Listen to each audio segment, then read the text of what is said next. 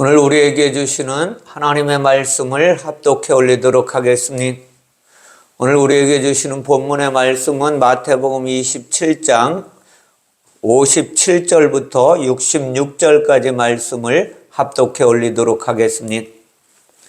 저물었을 때에 아리마대의 부자 요셉이라는 사람이 왔으니 그도 예수의 제자라.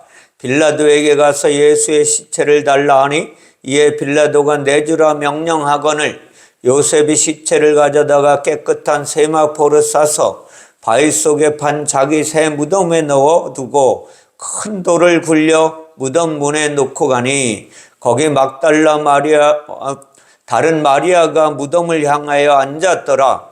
그 이튿날은 준비일 다음 날이라. 대제사장들과 바리새인들이 함께 빌라도에게 모여 이르되 주여 저 속이던 자가 살아있을 때에 말하되 내가 사흘 후에 다시 살아나리라 한 것을 우리가 기억하노니 그러므로 명령하여 그 무덤을 사흘까지 굳게 지키게 하소서.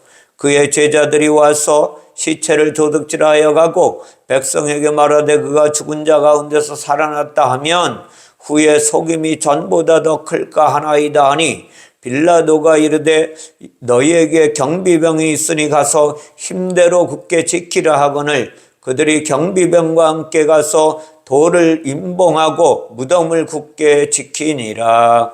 아멘. 예수의 무덤이라는 돌무덤이라는 제목으로 하나님의 교훈을 함께 나누기를 원합니다. 오늘 말씀에 보면 이제 예수 그리스도의 시체를 가져간 사람이 아리마대 부자 요셉이라고 말씀하고 있습니다. 아리마대는 고원이라는 뜻인데 높은 곳이라는 뜻이에요. 넘어졌던 것이 세워지는 것을 아리마대라라고 원어에는 우리에게 교훈해 주고 있습니다. 땅에 가로 누워있던 것이 하늘을 향하여 세워져 높이 세워지는 것이 아리마대라는 뜻이에요. 구약 성경에는 아람으로 등장합니다. 이삭의 부인 리브가의 고향이 아람이었어요. 야곱도 그곳 아람으로 도망하였고 그곳에서 두 아내와 두 첩을 얻었습니다. 아람은 고원지대인데 그것은 역사와 지리의 이야기이고 하나님의 실상은 하늘이고 영계를 가르쳐 주는 것입니다. 하나님은 아브라함을 본토 친척 아버지 집에서 떠나게 하신 분이에요. 아브라함이 떠난 본토 친척 집은 다시 말하면 원어로 보면 하늘이고 천국을 가르쳐 주고 있습니다. 히브리서 기자도 그렇게 말을 하고 있어요. 하늘에서 땅으로 보냄을 받은 것입니다. 그래서 하나님은 아브라함의 자손들이 이방 여인들과 혼인한 것을 좋게 여기지 않으신 분이에요. 이방 여인은 땅의 사람이고 육의 사람을 말씀하고 있으니 가나안 족속을 비롯한 혈통적 이방인을 말하는 것이 아니라 영적이지 못한, 그래서 육을 의지하고 사는 인생을 이방인이고 나그네라고 성경은 우리에게 교훈해 주고 있어요. 요셉은 아리마대 사람이니까 어디의 사람이 영적인 사람이고 하늘나라 사람이라는 것을 가르쳐 주는 거예요. 그는 부자였으니 성경은 어려운 이유 중에 이 성경의 말씀 중에 어려운 것이 있는데 그 이유는 단어는 하나인데 상황에 따라서 두 가지 교훈을 가져다 준다는 거예요. 영적인 부자가 있고 육적인 부자가 있다는 것입니다.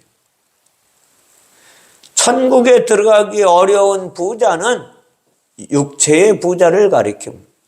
근데 요셉이 부자라고 아리마대 사람 요셉이 부자라고 말하는 것은 영적인 부자라는 거예요. 요셉 이름의 뜻은 더하는 것이 하늘의 것을 더한다는 것. 생명을 더하고 진리를 더하고 하늘의 영을 더하는 부자가 아리마대 요셉이에요. 아리마대 부자 요셉은 하늘에서 온 영이 충만하여 생명을 더해주는 사람이라는 것을 교훈해주고 있어요. 예수의 시체를 가져다가 부활의 길로 인도할 최적의 인물이 누구냐? 아리마대 부자 요셉이라는 것을 성경은 말씀을 통하여 우리에게 교훈해주고 있어요. 요셉은 자기의 새로 판 무덤에 예수의 시체를 두었다고 오늘 본문에서 우리에게 가르쳐주고 있습니다. 요셉의 새 무덤이라는, 새 무덤은 우리가 잘 알아야 되는 것은 그냥 새로운 시체를 묻어 놓으려고 만드는 무덤이구나 이렇게 생각하면 안 됩니다. 이것은 죽음을 위한 무덤이 아니라 부활을 위한 무덤이라는 것을 교훈해 주고 있어요. 하늘로 올라가기 위한 통로가 되는 것이 무덤이에요. 아리마대 요셉이 준비한 무덤의 성격은 이미 창세기에 자세하게 말씀해 주고 있어요. 창세기에 가보면 아브라함이 그의 아내 사라를 위해서 이제 준비한 굴이 있는데 그게 막벨라 굴입니다. 막벨라 굴이 무엇이냐 하면 바위 속에 판 굴을 이야기하는 거예요. 근데 막벨라라는 단어의 뜻이 무엇이냐 하면 양우리간이라는 거예요. 양우리. 특별히 2마리 양이 거하는 곳이 막벨라 굴이라는 거예요. 굴이라는 단어는 우리가 볼 때 그냥 굴 파서 놓은 것 이렇게 생각하지만 굴이라는 단어의 뜻은 벌거벗다라는 의미에서 나온 단어예요. 그림 문자거든요, 히브리어는. 둘이 벌거벗은 것이 막벨라 굴이다라는 뜻. 여기서 말하는 벌거벗음은 육체를 벗는 것을 가르쳐 주는 거예요.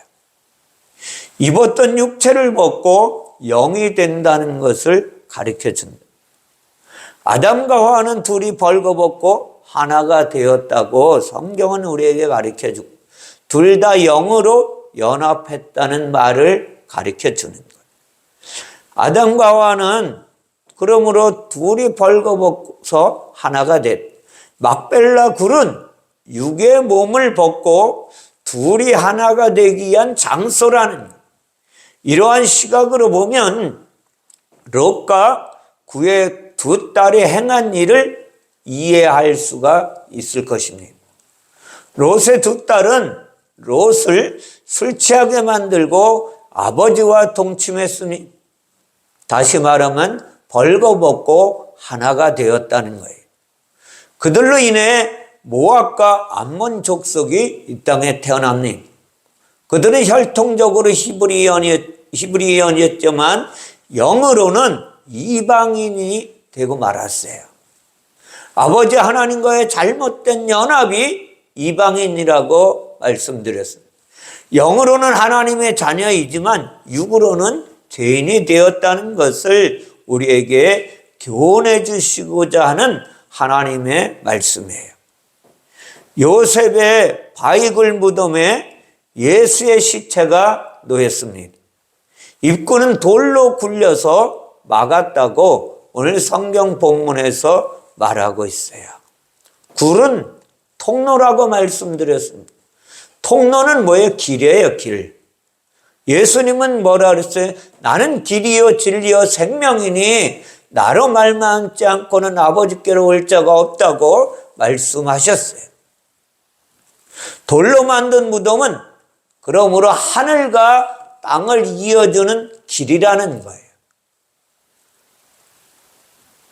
돌에 대한 이야기를 하려면 성경에 많이 나와 있습니다.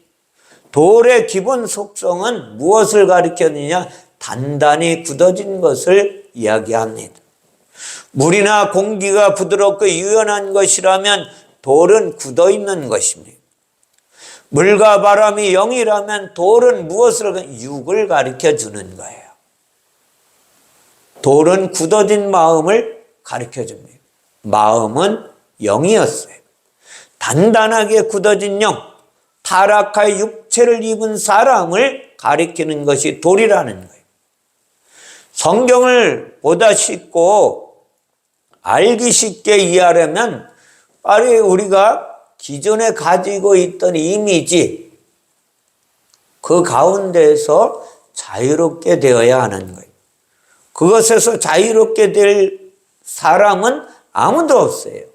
하나님의 은혜로 성령의 놀라우신 은혜 가운데 진리의 뜻이 내 안에 들어와 있지 않으면 자유롭게 될 자 아무도 없다는 것을 알아야 돼요. 오늘 그러므로 돌이 상징하고 우리에게 교훈하는 의미들은 우리가 잘 알아야 돼요. 신속히 하나님의 말씀으로 들어가야 된다는 거예요.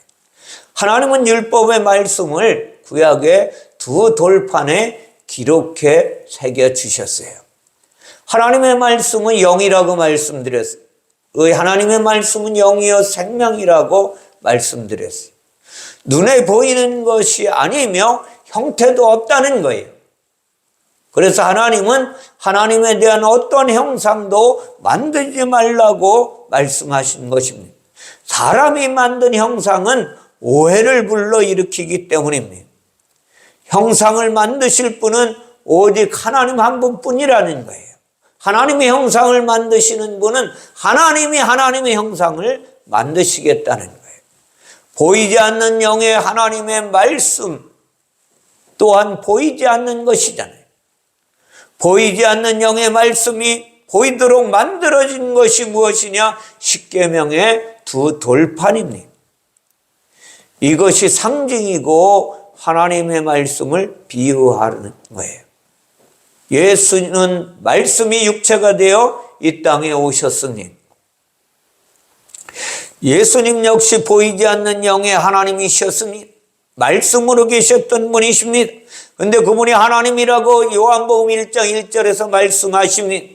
그런데 보이는 육체를 입고 이 땅에 오셨어요.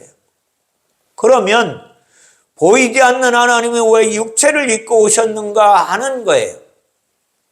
무엇 때문에 그분이 전능하신 하나님이 육체의 몸을 입고 이 땅에 오셨느냐 하면 예수께서 구원하실 대상을 사람으로 만들었기 때문입니다.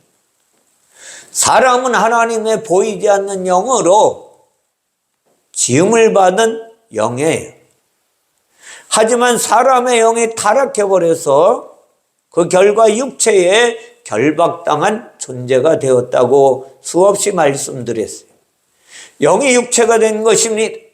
부드럽고 보이지 않던 자유로운 영이 육체에 묶여 단단하게 되어버렸습니다. 보이는 사람이 되었다는 거예요. 돌은 보이지 않는 영이 보이는 것을 가르쳐 주는 거예요. 육체는 보이는 영입니다. 문자의 말씀은 보이는 하나님의 음성입니다. 돌은 육체요, 율법이요, 형상인 것을 가르쳐 주는 거예요. 돌이 하늘과 땅을 연결하는 길을 막고 있다는 것을 오늘 예수님의 무덤을 통해서 우리에게 가르쳐 줍니다. 육체는 영을 가두고 결박하고 있습니다. 율법은 진리의 뜻을 깨닫지 못하게 막고 있다는 거예요. 무엇이? 율법의 언어가 율법의 말씀을 그저 하나님의 속뜻을 깨닫지 못하고 겉뜻만 깨달은 자들은 진리를 깨닫지 못하게 막아버리고 마는 거예요. 형상은 참 모습을 오해하게 만들고 있는 것입니다. 무덤 밖에 누가 있다 그래요? 마리아가 있다 그래요.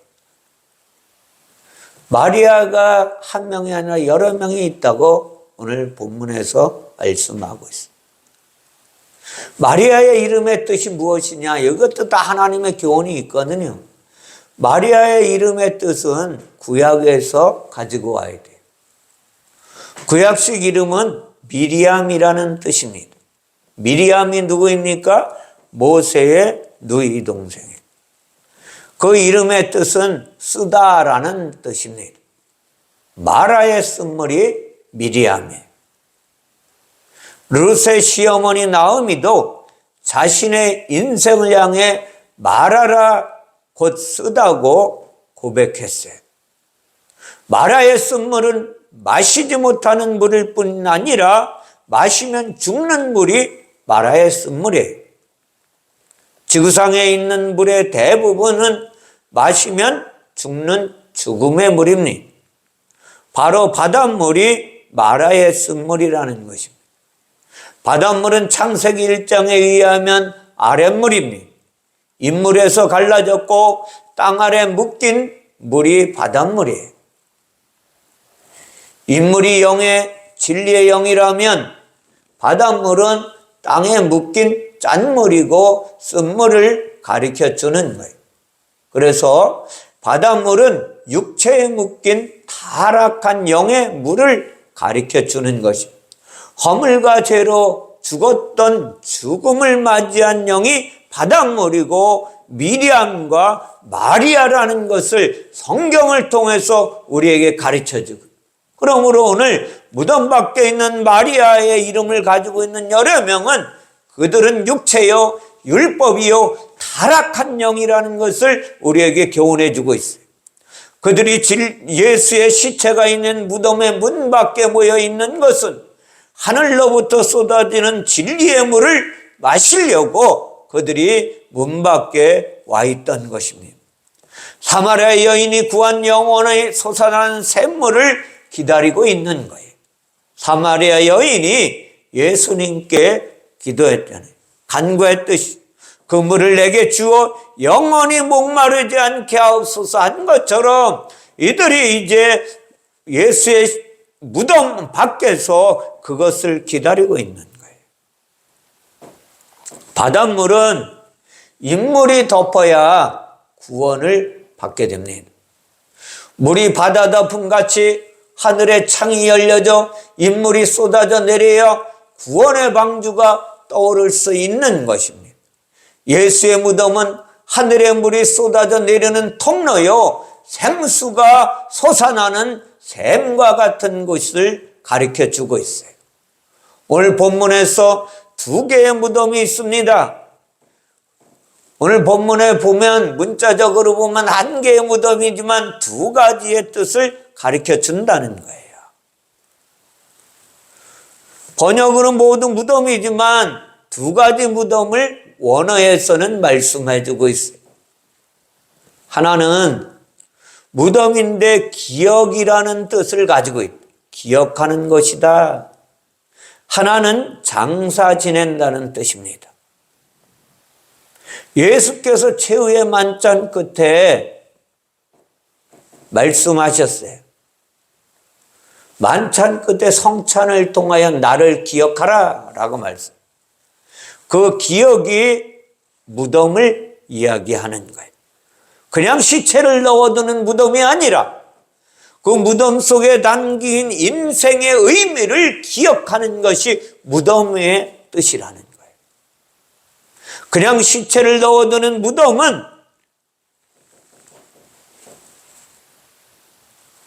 무엇을 가르쳐 주냐?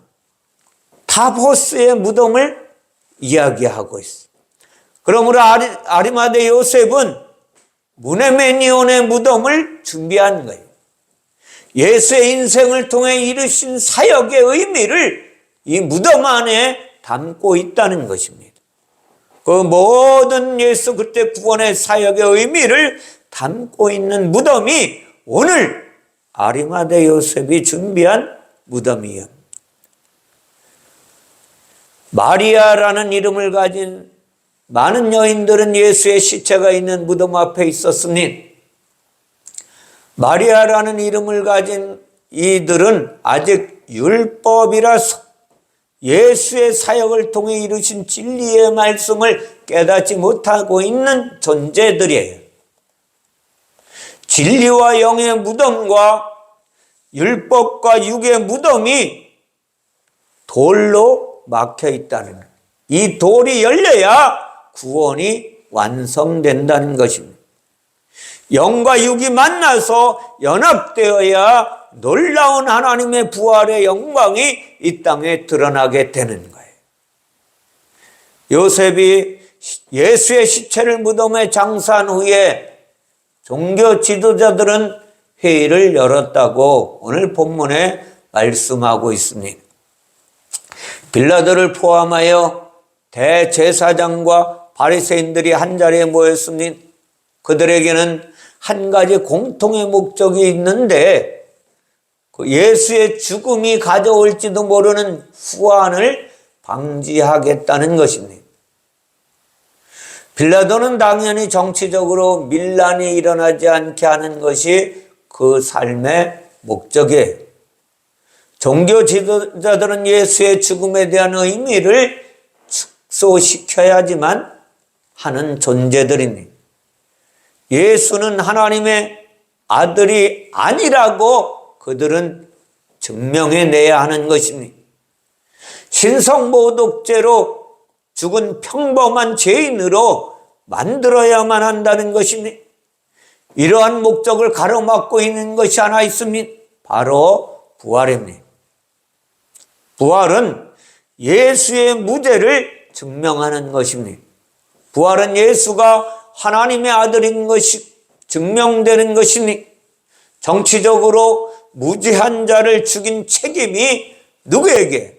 바리새인들에게, 종교 지도자들에게 발생하게 될 것입니다. 종교적으로 하나님의 아들을 죽인 책임이 그들에게 돌아오게 될 것입니다. 그래서 그들은 예수의 부활에 대한 예언을 원천봉쇄해야만 하는 거예요.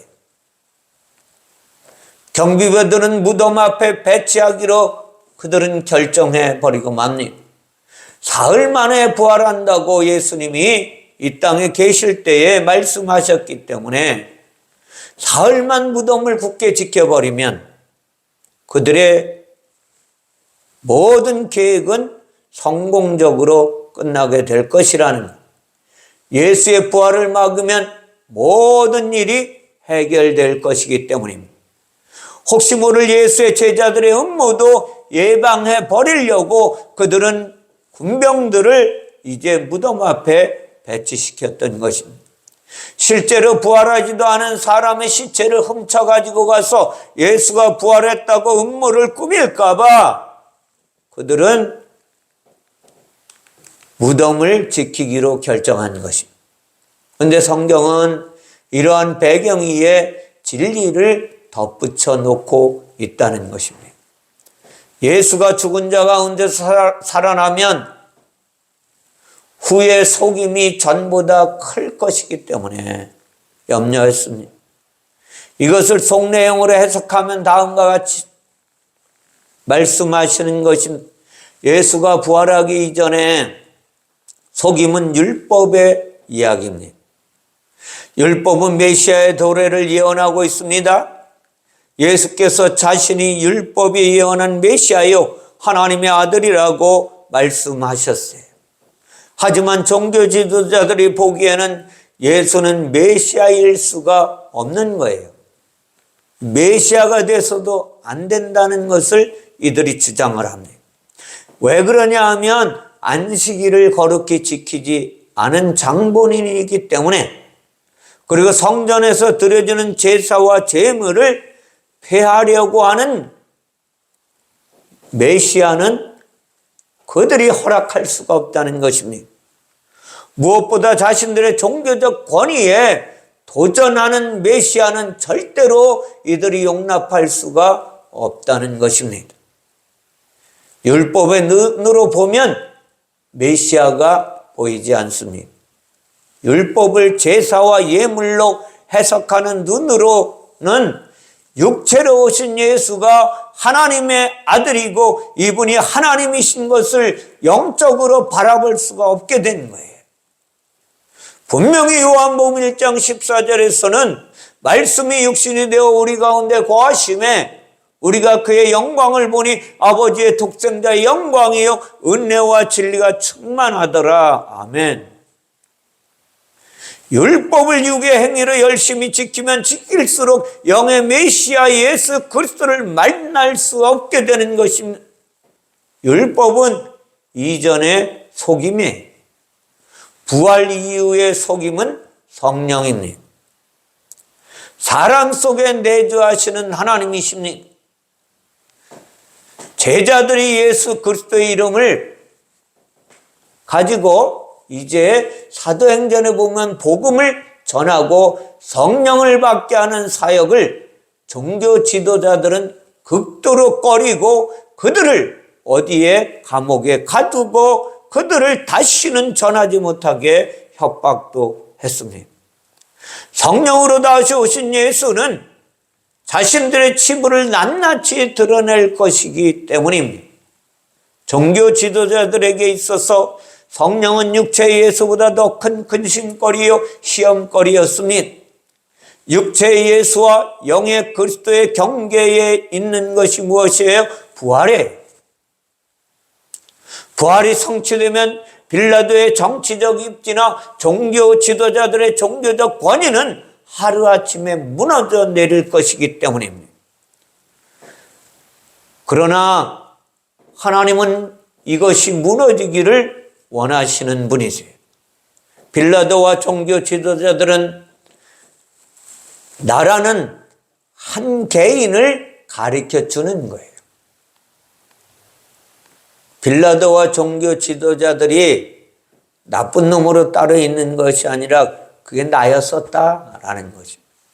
나의 육적인 생각과 자아가 빌라도와 종교 지도자들과 같다는 것입니다. 그러므로 우리는 영적인 패러다임이 바뀌어야만 하는 거예요. 성경 가운데서 하나님의 교훈을 바르게 깨닫고 살아야 하는 것입니다. 하나님은 나의 육적인 것과 영적인 것이 모두 흔들리고 무너지기를 소원하시는 분이, 그래야 성령이 나를 통치할 수 있기 때문입니다. 시편 24편 7절에 보면 문들아 너 머리를 들지어다, 영원한 문들아 들릴지어다, 영광의 왕이 들어가시리로다. 아멘. 예수는 하나님이십니다. 예수는 영광의 왕이세요. 하나님이 예수 그리스도이십니다. 율법은 예수의 이 세상에 오심을 방해해버리고 말았어요. 영계와 물질 세상의 통로를 막는 문이 무엇이냐? 율법이었습니다. 잘못 해석된 율법이 가로막는 문의 역할을 하고 있다는 것입니다. 그 율법을 폐하려고 예수께서 육체가 되어서 이 땅에 오셨던 것입니다. 육체는 예수의 하나님 되심을 사람들이 인식하는 것을 막는 문이에요. 그 문들이 열려야만 합니다. 반대로 사망은 예수의 부활을 가로막는 문이 되었어요. 부활이 문을 여는 것입니다. 부활로 하늘 문이 열려야 예수께서 부활 승천하십니다. 예수의 오심과 부활과 승천과 다시 오심을 막는 문이 오늘 돌이고 육체고 문이고 파수꾼이고 사망이라는 뜻입니다. 예수는 이 모든 문을 자신의 육체가 찢어지는 것을 통해 여셨습니다. 휘장이 찢어지고 땅의 예루살렘은 바벨론으로 무너졌습니다. 부활에 닫혀있던 모든 문을 여는 열쇠가 바로 예수의 죽음입니다. 이 열쇠를 오른손에 쥐고 다시 오시는 예수가 누구냐? 성령이세요. 성령으로 임하시면 우리의 굳게 닫혔던 마음의 문이 열리고 영안이 열려서 성경에서 스데반 집사가 돌로 맞아 죽을 때에 죽기 직전에 하늘 문이 열려서 하나님 오른편에 계시는 예수 그리스도를 본 것처럼 우리가 이 문이 열려야만 된다는 것, 무덤 문이 열려야 됩니다. 우리의 마음의 문이 열려야 된다는 것을 가르쳐주고 있는 거예요. 예수님은 이야기하십니다. 살리는 것은 영이니 육은 무익하니라. 내가 너에게 이런 말이 영이요 생명이라. 아멘. 우리의 육은 무익하단. 육의 욕망은 사라져야 되는 거예요. 우리 안에서 떠나보내야 됩니다. 그래서 이것을 다시 해석한 것이 무엇이냐면 로마서 2장 29절에 보면 오직 이면적 유대인이 유대인이며 할례는 마음에 할지니 영에 있고 율법 조문에 있지 아니한 것이라. 그 칭찬이 사람에게서가 아니라 다만 하나님에게서니라 라고 말씀하십니다. 오직 이면적 유대인이 유대인이라는 것입니다. 마음의 할례를 해야 한다는 것입니다. 영에 있고 율법 조문에 있지 않기 때문에 영의 할례가 이루어져야 된다. 하나님이 우리를 칭찬하셔야 돼요. 하나님이 입을 열어 가라사대 말씀하시는 하나님의 음성을 들어야 하는 거예요. 입을 열어 가라사대 무엇이냐 하면 돌무덤이 열리는 거예요. 돌무덤이 열려서 하늘의 이야기를 축복의 말씀을 하시는 것입니다. 마태복음 5장에서 주님께서 산에 올라가셔서 입을 열어 가라사대 말씀하십니다. 심령이 가난한 자는 복이 있나니 천국이 저들의 것이며 라고 말씀하십니다. 내가 하나님의 자리에서 세상의 모든 것을 판단하고 정죄하고 살아왔던 존재라는 것을 알아야지만 돼요.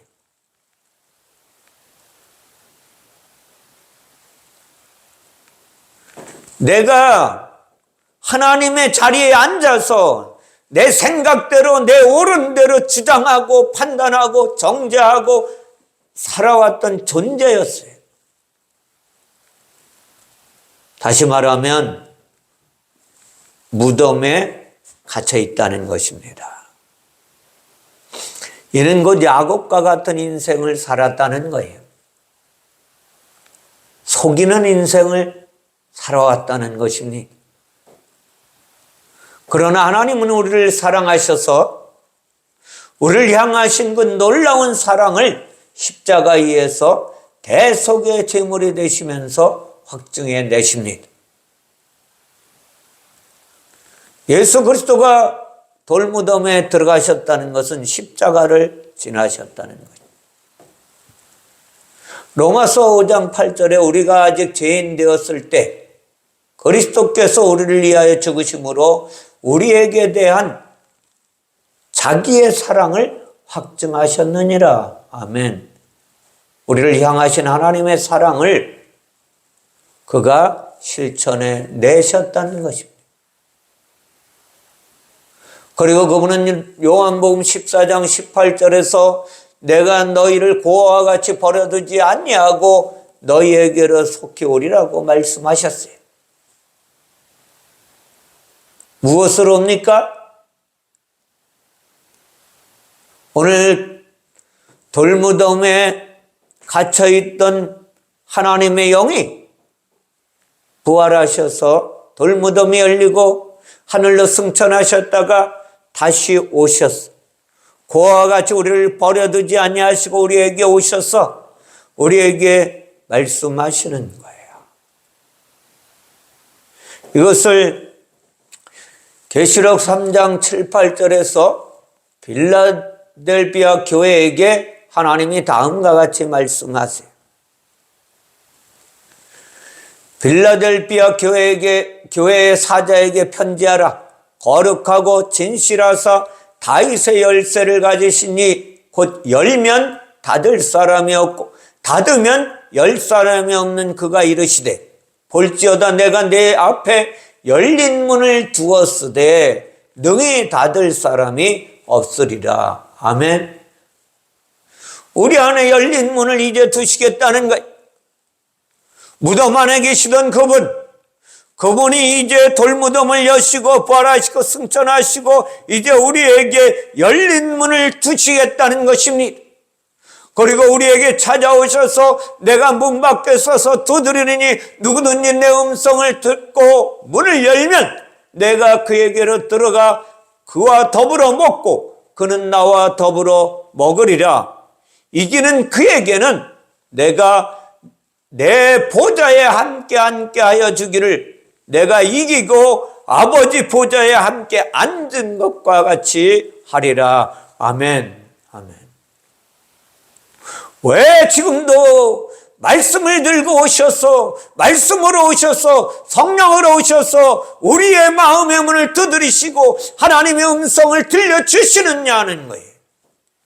무덤을 통해서 우리에게 교훈하시고자 하는 것은 무덤 안에 있는 너희를 이제 너희의 무덤 문을 열어서 놀라운 하나님의 축복을 허락하시겠다는 하나님의 교훈이 이 안에 담겨져 있어요. 기념하라. 예수님의 구원의 사역을 기념하라. 너를 위하여 죽으시고 부활하신 하나님을 기억하라. 말씀하시는 하나님의 말씀.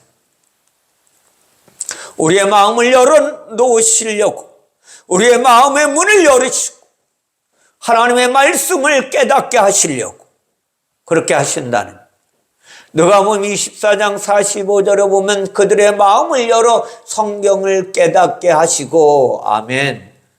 여기서 말하는 성경 구약 성경입니다. 구약 성경을 겉뜻으로만 깨닫고 지켰던 그들에게 이제 속뜻을 깨닫게 하시겠다는 거예요. 그리고 조금 전에도 말씀드렸지만 마태복음 5장에 입을 열어 가르쳐 이르시되 심령이 가난한 자는 복이 있나니 천국이 그들의 것이며 라고 합니다.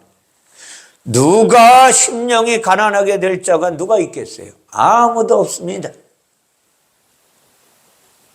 이것은 구약에 보면 야곱이 이제 야복강가에서 천사 씨름하고 승리했다고 하는 것을 보시고 이제 하나님의 사람이 그곳에 가서 내 이름을 다시는 야곱이라 부를 것이 아니요 이스라엘이라 부를 것이라 말씀하셨어요.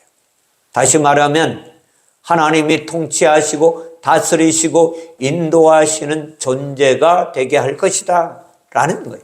어떻게 그분이 통치하시고 다스리시고 인도하실까요? 오늘 보면 무덤 문이 열려야 하는 거예요. 우리의 마음의 문이 활짝 열려야 하는 것입니다. 그리고 놀라운 역사가 우리에게 이루어져야 돼요. 성령으로 다시 오셔서 예배 가운데 오셔서 우리 안에 오셔서 우리와 함께 하시고 우리와 함께 더불어 먹고 마시기를 원하시는 하나님의 뜻이 우리 안에 이루어져야만 하는 것입니다. 사랑하는 성도 여러분, 오늘 말씀의 무덤 문이 열려야 하는 것입니다. 닫혀진 무덤 문이 열려는 것. 그리고 저와 여러분 모두에게 우리의 마음의 문이 열려져 성령으로 우리 안에 오셔서 우리를 통치하시고 다스리시고 가르치시고 인도하시는 삶을 살아야 하는 거예요. 마음의 문을 활짝 열려 더 이상 실패자의 삶을 사지 마시고 예수 그리스도의 말씀을 따라 성령의 인도하심을 받아 성령으로 하나님과 하나 되는 놀라운 역사의 주인공들이 되시기를 주님의 이름으로 축원을 드립니다. 그래야 예수 그리스도의 이름으로 한 주간 승리하셔서 하나님의 은혜로 살았음을 고백해내는 역사의 주인공으로 세워지기를 주님의 이름으로 축원을 드립니다. 기도하겠습니다. 사랑의 하나님 감사합니다. 오늘 예수의 돌무덤이 우리에게 교훈하시는 하나님의 교훈을 함께 나누었습니다.